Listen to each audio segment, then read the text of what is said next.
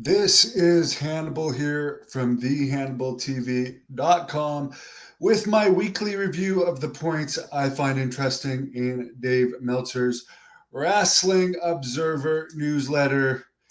Here's one interesting thing, and I'm not saying this is a bad thing because I'm sure they had their reasons for doing this, but WWE came to Mexico, I believe, for the first time this year, last weekend.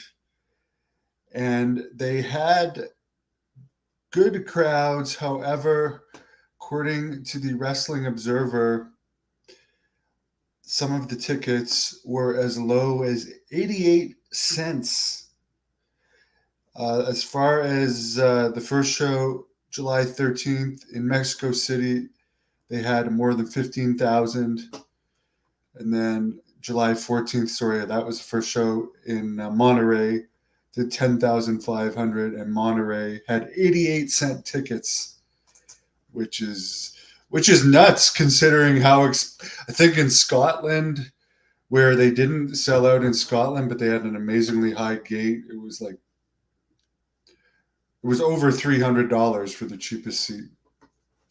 May have even been over 400, which is just amazing. But maybe it's for reasons like this because those are good crowds in Mexico. But who knows if they're selling the tickets for that cheap, how much they actually made, because they have put out their calendar for the fall, and there's pretty much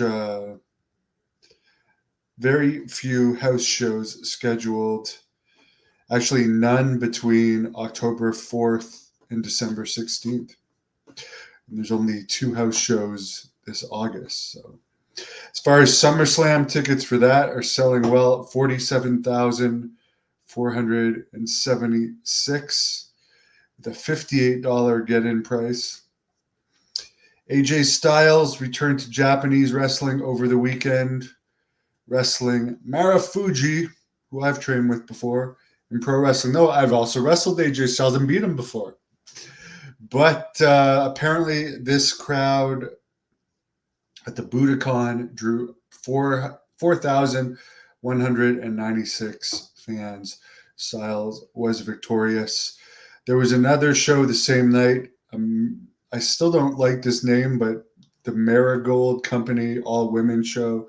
They had Io Sky from WWE on the show and drew just over 3,000 fans. So WWE working with other companies now. In AEW news, and I'll go back to more WWE news in a minute, but apparently there's been no movement pretty much since the week tickets went on sale for their Wembley Stadium All-In show this year. They're at 40,964 tickets, which is amazing.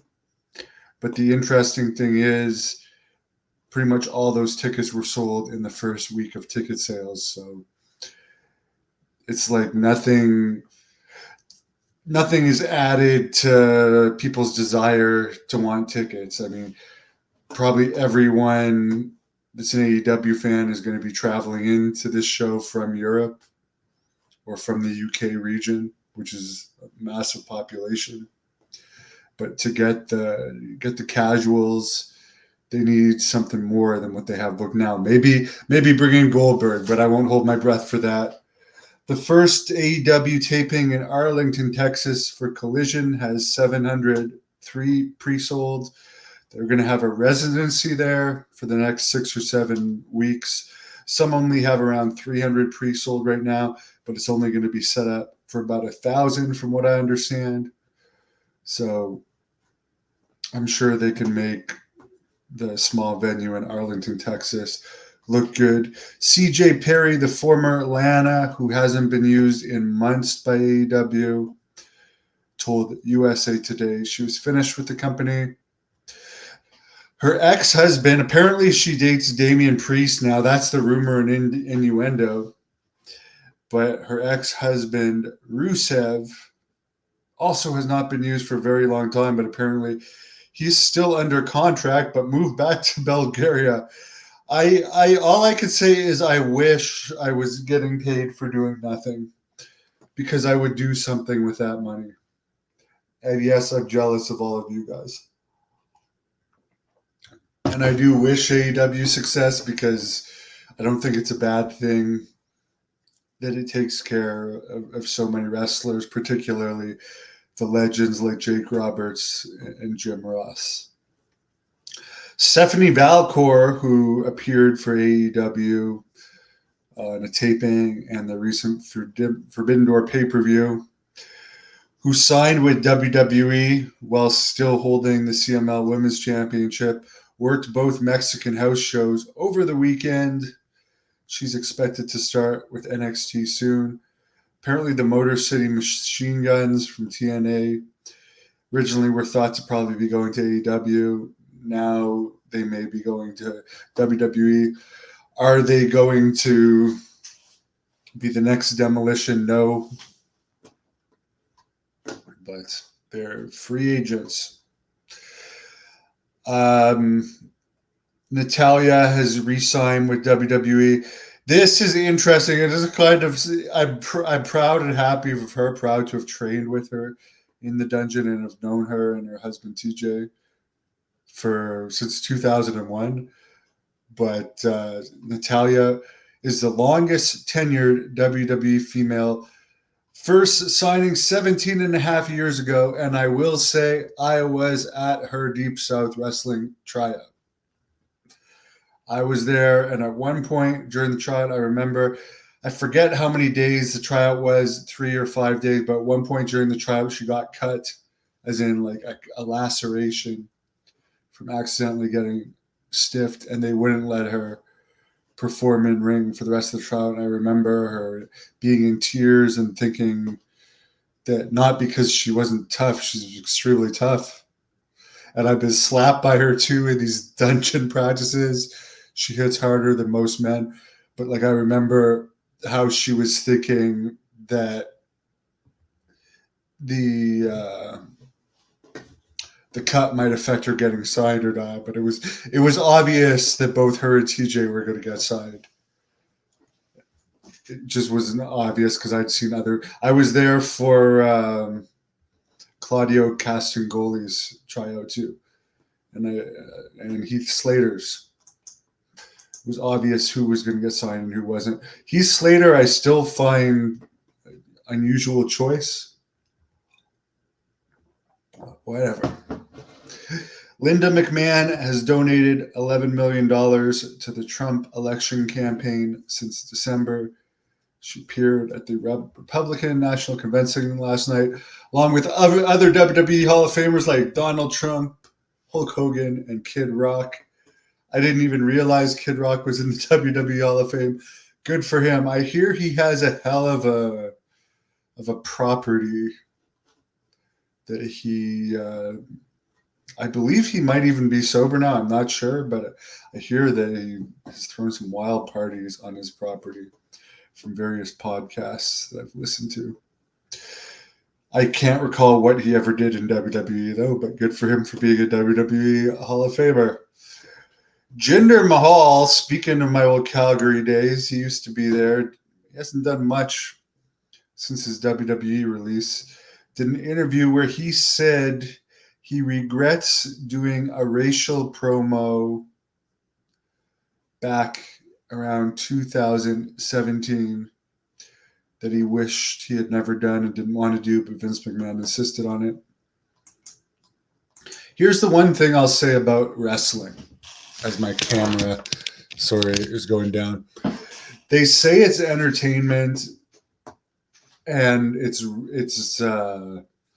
all scripted and stuff, and it's just like acting, and it's the longest running whatever scripted TV program on TV for Raw or whatever. But when you watch regular TV shows, there's controversial stuff that happens all the time, and there's really controversial topics that are covered, and you don't see the actors apologizing for doing an acting job, and sometimes they even win awards or get praise for doing these controversial roles. In wrestling, we saw Shelton Benjamin apologize a few weeks ago. Now Jinder Mahal. if it is acting and you're just delivering scripted lines, playing scripted roles, I haven't even seen this. I don't know what it was.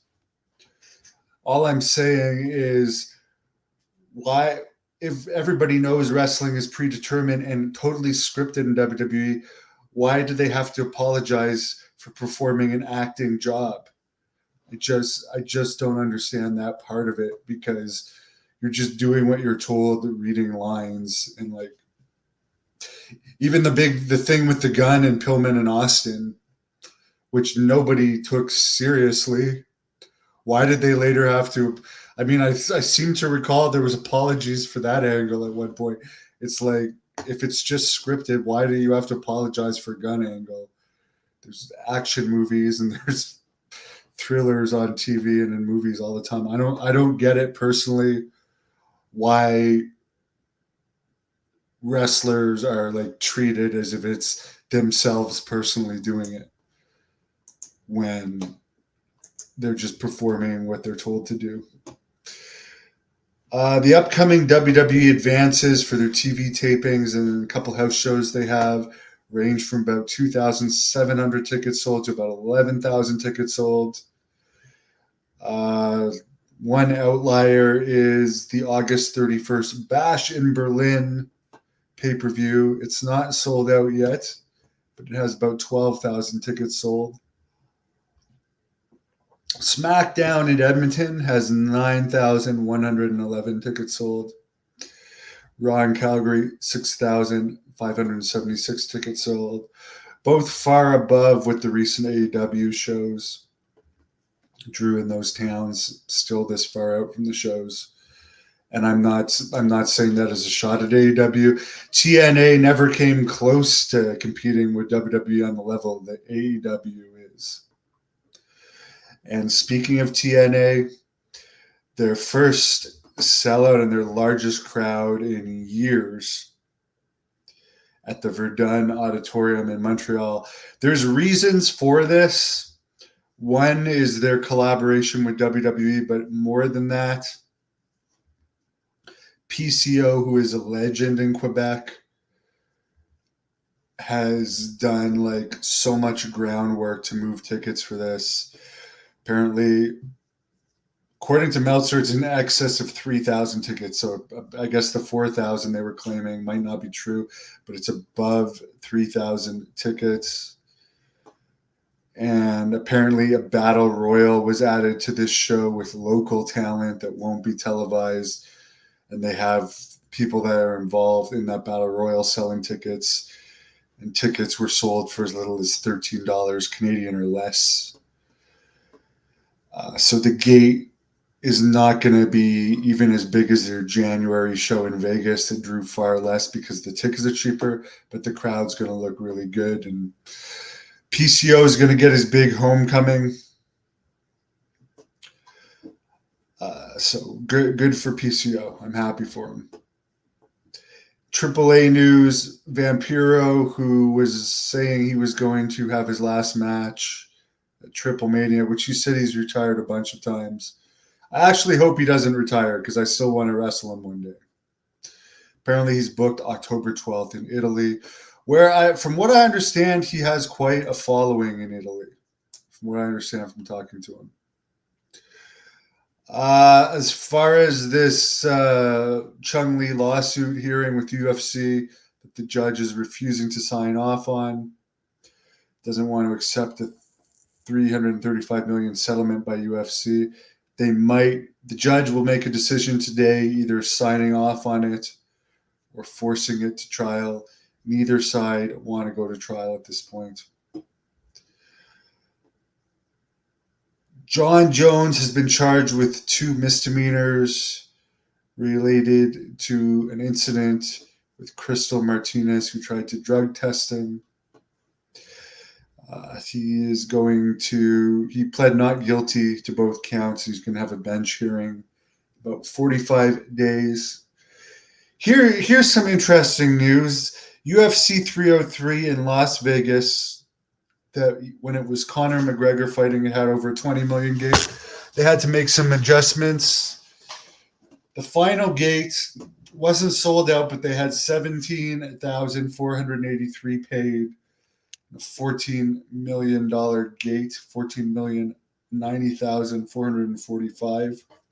But here's something interesting: the WWE Hall of Fame draws really well. I mean, now they do put it with the SmackDown, and they have a combined show, but I think it was something like around 18,000 this year. The UFC Hall of Fame at the T-Mobile Arena the night before UFC 303 only did 2,529 fans.